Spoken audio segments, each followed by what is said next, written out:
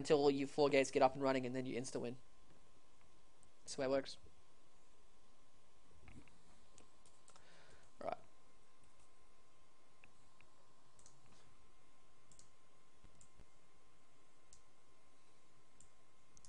Alright, good evening everyone. Welcome back to the Bronze, Silver and Gold tournament brought to us by SC2C.com. We are in the finals. We're going to be best of 3ing it up here between Standby and Jings. And we're going to have an AU versus SG. I was going to say something stupid, but I better not. So Australia versus Singapore. Let's do it. So, close air spawn positions. We are going to get a little bit of a good thing for Standby here. He doesn't need to send that drone scout out, which is absolutely awesome when that happens to me, because you can get that extra little bit of income. You can also see what's happening. You can see anything a lot earlier than normal. What level of player should we start? What level of player should we start incorporating maps and heavy macro into the way we choose what build to go? I would say like high platinum, low diamond is when you want to start doing that. Until you get there, you just want to focus on your basics and like your macro, knowing what units are effective against what other unit and things like that. Your game sense is a lot more important than macro to a point, but once you know that, then your macro jumps to the biggest thing. So we are going to have a pool first, coming out from Standby, wants to play it safe. Not really sure why he's sent out the Overlords a little bit behind. Like, I can understand this, but unfortunately, what is game sense? Game sense is just like seeing something and instantly knowing what it means. Yeah. It's like people know that you see 4 gateways in a Protoss's base without an expansion. Your game sense tells you that you're about to be 4 gated, and you know as Zerg you need to get some spy crawlers, you need to get auto units and things like that. But yeah, like I was saying, we do have a nice pylon block by Jings. Something I'm noticing is because Standby's already gone for the pull, bring those drones back, man. Bring them back, put them on the mineral line. You're just wasting stuff there, and he's forced to cancel. But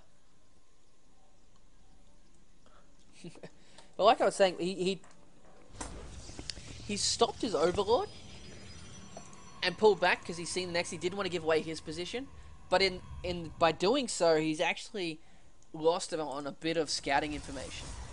Like, if he'd gone straight for this front of this ramp, he would have been able to see that there were units there. He would have been able to see if there was a forge or not. And oh my god, these lings are gonna get through. That's the second time you've done that, man. One little hexagon is tight. If people are having trouble doing this stuff like this, whoa, that is not what you want to do. No. Yeah. Okay, a couple of things to say there. Put the hex grid on. It's in options, so you can see if there's one grid, little grid. Like, can I see it in spec? I don't know if I can see it in spec. Damn it. But there's a little hexagon grid. One grid, hold position, so you're fine. Now, if you do get 5 or 6 or 4 or 5 lings into a base, run them around, do damage. Don't actually go for the probe line because you can get surrounded like that just happened, and that's very frustrating. And here we go, 4 gate coming out from Jings. We do have the expansion up now for Standby. He's got this Overlord at the front. We're at 5 minutes 30 into the game.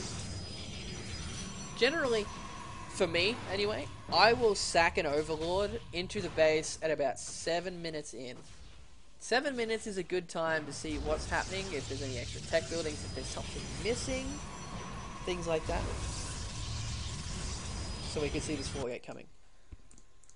He does have 1 spine crawler.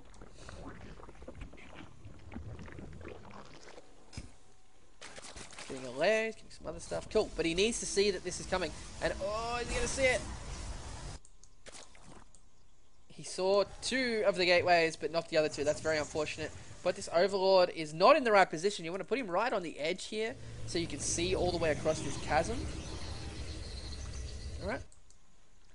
He's got some more spine crawlers coming down, so nicely done. He's going to be pretty safe against this. He's getting quite a few lings. Ideally, what you want to do is you want to get the units for the Protoss attacking the spine crawlers so they're in range. and then get your lings to come in from behind or run around the side and behind. So you're sandwiching them in range of these spine crawlers, right?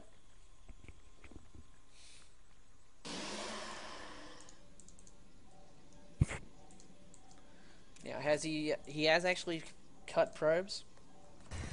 So this is a best of 3, so I'm not going to get too annoyed the fact that he's all winning like this. But if he does it next game, I'm going to go slap him. But that's alright. We got 4 spike rolls at the front. We got a lot of lings coming out. He should be pretty safe against this. Oh, we need to get the overlord out of there, though.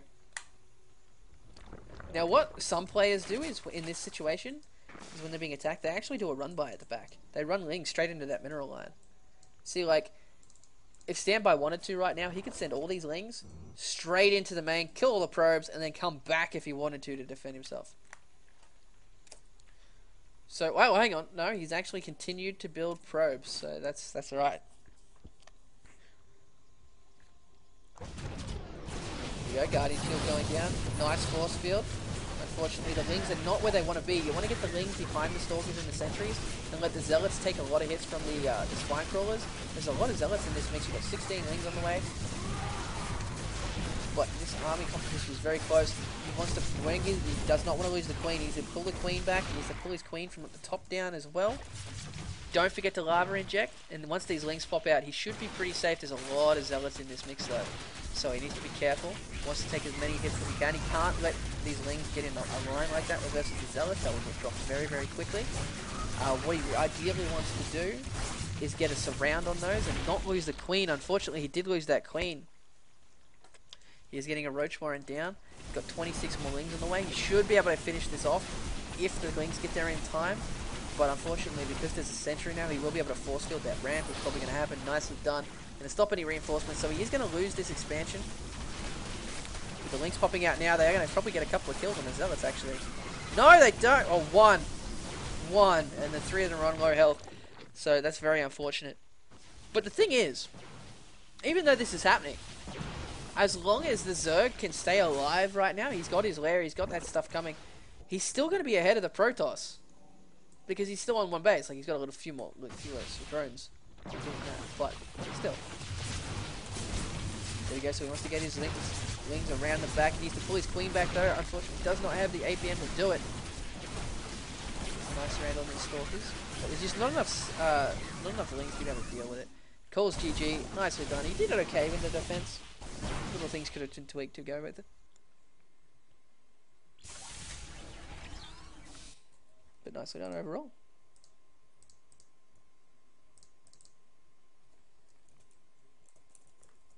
It is loser's pick, so it's going to be our Zerg Maps pick. So, going back in that game, things that Standby could have improved on. Sorry, one sec.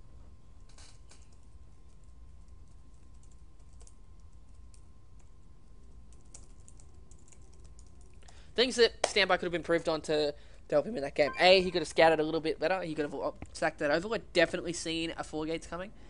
If a 4 gates coming, you want to get as many spine crawlers down as you can. He did have 4, which was great.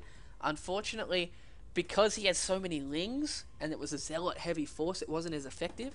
So, generally, as a rule of thumb, when I see that coming, I instantly throw down a Roach Warren, just in case it's a very zealot heavy army.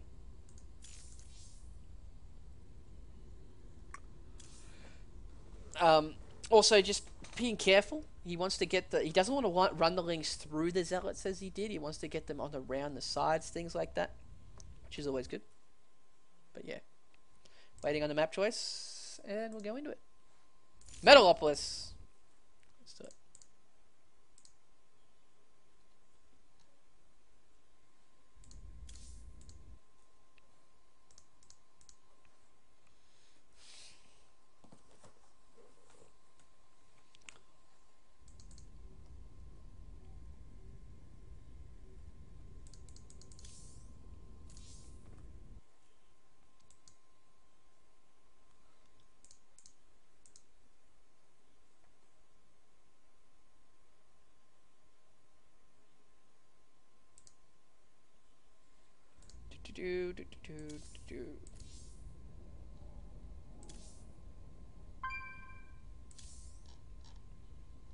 I need to set myself to ref.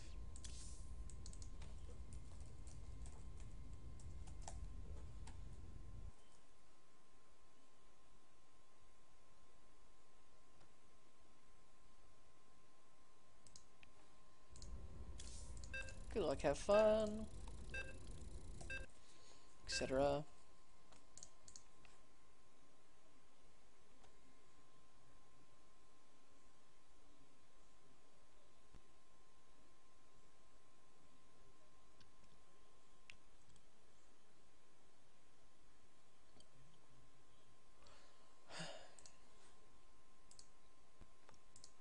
Alright, welcome back everyone to the coverage of the Bronze, Silver and Gold tournament brought to us by SC2C.com.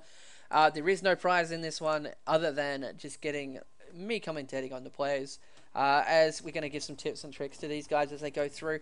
Both these guys are fairly competent. I wouldn't be surprised if they kept practicing. They'd be up into the Platinum very, very shortly. We are going to have close spawn positions on Metalopolis, not what Standby wanted to happen.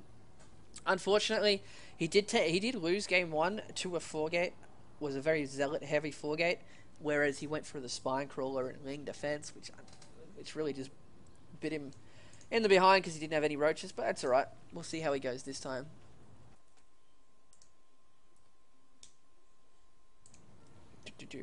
So we're gonna have Standby as that's the 6th position. We're gonna have Jings over here at the 3.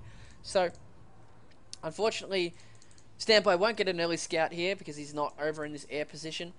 Now, like I was saying before, I usually send a scout on 9. Like, obviously, this is purely personal traits. It doesn't really matter. Well, it does matter that you scout, but it doesn't matter when you do it.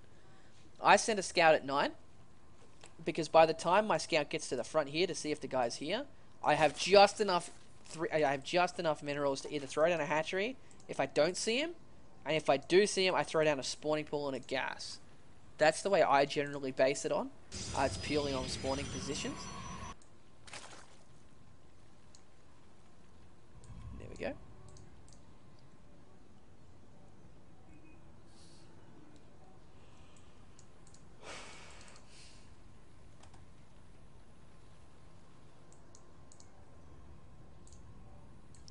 Okay, so we got one gas coming out. In the Protost's point of view, because you are in close positions, you definitely don't want to lose that advantage. Well, it's technically not an advantage, it's more annoying. Something I've touched on in the very beginning of this is so many players at Bronze, Silver and Gold. I'm gonna sound like a broken record, but it is very, very important that people get it through their heads. If you're anywhere other than like top 200 on a region, or actually no, see top 200 doesn't really count that much, but if you're not top 200, you cannot blame map balance to lose a game, because I guarantee you that the balance of the map isn't what lost you the game. It would have been macro, it would have been micro, it would have been resource economy, it would have been anything but the map would have lost you a game. When you go into a game and look at the replay after you lost and sit there and go, literally, I don't know what I could have done better to win it. And you go to your other mates and go, what could I have done the better? And they go, I have no idea. If everyone you know says that, okay, then there's a problem with the map. But I guarantee you that's never going to happen. Some things are more difficult to do than others, yes, but they're not impossible. So when you're at this level, don't focus on that kind of crap. Just focus on improving bits where you can. And yeah, that Lost Temple flower bug is kind of annoying. Hopefully they'll fix that, because that kind of negates scouting. We do have a nice drone scout by Standby. Unfortunately going to be taken out by Jings. Now what you can also do with that drone scout is, because it's obviously not going to be chased down by the Zealot. Right.